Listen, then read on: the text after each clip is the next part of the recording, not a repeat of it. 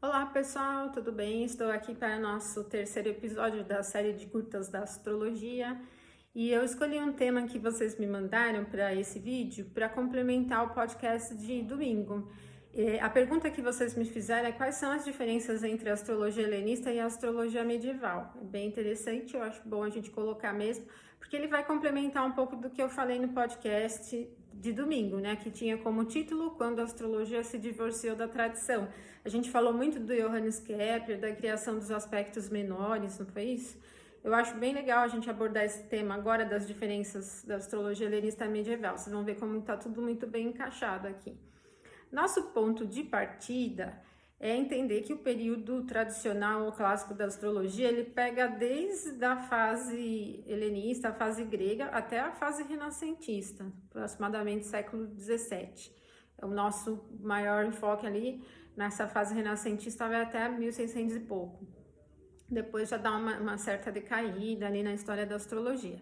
E levando em consideração, então, que o período helenista não é exatamente o período helenista da história, mas a importância cultural helenista, que para muitos historiadores, ela vai até o fim do Império Romano, a queda do Império Romano. Então, quando a gente se refere à astrologia helenista, a gente está falando da astrologia toda praticada no mundo grego. E a gente tem algumas referências em termos de nomes, né, dessa fase. Acho que o principal é Ptolomeu, mas a gente tem o Vétios Valens, Doroteus de Sidon, mais para frente, Paulo Alexandrino, os Firmicus Maternos e muitos outros também, né? Nós temos muitos astrólogos nessa fase helenista. Nessa fase, a astrologia se misturava muito com a filosofia e com as várias escolas, embora a gente não tenha uma referência assim direta, olha, tal astrólogo seguia uma linha explícita filosófica, tal escola filosófica, e esse seguia uma outra escola. Não tem.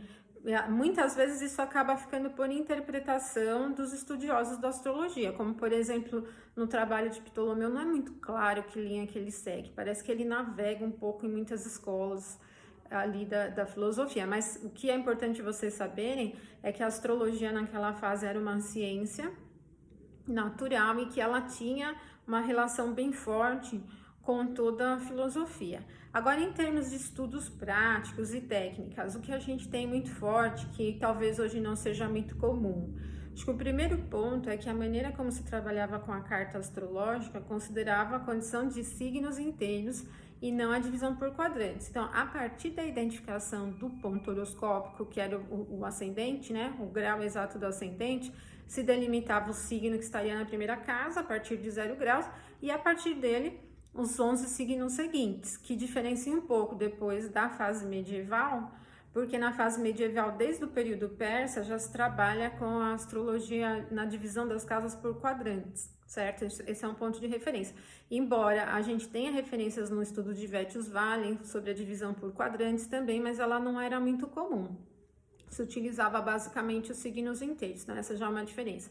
A segunda diferença é que os aspectos, eles estavam totalmente vinculados à condição dos signos e não do planeta. Então, quando eu dizia a Lua está em um trígono, aplicando um trígono a Júpiter, eu não levava só em consideração as condições de Lua e Júpiter, mas a posição deles no signo. Então, o signo é que proporciona, a posição do signo no zodíaco é que proporciona uma condição de aspecto. E não existia orbe, então, né? Então, eu podia ter um planeta nos 30 graus de um signo.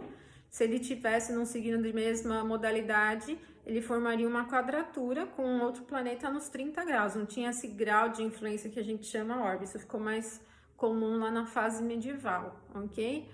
Um terceiro ponto também bem interessante da astrologia helenista é a utilização dos planetas na carta natal para se trabalhar com as técnicas de previsões para períodos específicos. Quando, por exemplo, eu trabalho com a profecção do ascendente, eu não calculo uma outra carta, eu não faço uma outra observação, senão a dos planetas que estão ali, a das condições da carta que está ali no momento do nascimento, da carta natal. Eu movimento o ponto do ascendente ao longo do zodíaco, de acordo com o ano, né? 30 graus para cada ano no sentido do zodíaco. E eu vou observar, então, os temas da casa, o planeta regente da casa, as condições do planeta regente e tal. A astrologia helenista já trabalhava fortemente com as dignidades essenciais, principalmente com a triplicidade, era bem forte, então domicílio, exaltação e triplicidade muito forte. A regência dos termos tem algumas modificações, né, algumas diferenças de visão, mas até as triplicidades com um pouco de diferença também, alguns consideravam 3 regentes, outros 2, mas ela era bem importante para determinar então o potencial de condução de um planeta durante um certo período de vida. Então a gente costuma dizer que na astrologia helenista se trabalha muito com os planetas como cronocratores, né? Eles medem a importância deles dentro de um determinado tempo. E aí a gente tem muitas técnicas de previsões na fase helenista. Profecção do ascendente, é possível trabalhar com a profecção de planetas também. Nós temos então os decênios, o Aféses, né, que também é chamado de zodiacal releasing, né, por muitos astrólogos atuais que se utilizam, né, dessa visão. A gente tem a observação pelos regentes das triplicidades. A gente tem a 12ª parte, que é chamada também de dodecatemória, né, embora não se tenha muita profundidade. A gente tem muitas divisões do zodíaco em graus, que foi muito utilizada ali na fase helenista. Tem muitas técnicas de trabalho, de observação, mesmo para um delineamento de carta natal, como se você quiser abrir um pouco o horizonte para uma outra fase da vida que não só as condições da vida de maneira geral, né? Como previsão anual, por exemplo. Então é possível trabalhar com muitas técnicas dentro da fase helenista. A direção do ponto do ascendente pelos termos egípcios também era bastante utilizada como técnica de previsão, inclusive para se medir bastante vitalidade e saúde. No Aféses, quando a gente usa o lote da fortuna, para determinar períodos de vitalidade também. Conseguíamos já trabalhar na fase helenista com a observação de um planeta importante para a saúde e vitalidade, que lá na fase árabe, persa, foi chamado de Ilege, mas a gente já tinha esse planeta na fase grega. Tem bastante discussões entre os astrólogos da fase grega sobre como identificar o Anareta, que é o diminuidor da vitalidade, planeta que mata, né, que tira a vitalidade. Então era uma astrologia muito rica e a fonte do conhecimento astrológico horoscópico. Quando a gente fala de astrologia ocidental, de uma carta astrológica, ela nasce ali. Então a fonte é a astrologia helenista. Aí a gente tem, depois da queda do Império Romano, um período um pouco vago de trabalho. Começamos na Idade Média com um trabalho forte dos persas. Os persas buscam muitas referências da astrologia helenista. Doroteus e Sidon, por exemplo, ele é uma referência bem marcante para o trabalho árabe-persa, mas a astrologia persa também se misturou em muitas técnicas com a indiana e a troca mútua. Então essa divisão do zodíaco, né, essa divisão, criação de uma carta astrológica é levada para a Índia, e a astrologia indiana atual ela usa uma carta astrológica, então ela tem influência ocidental, não existia isso na astrologia indiana.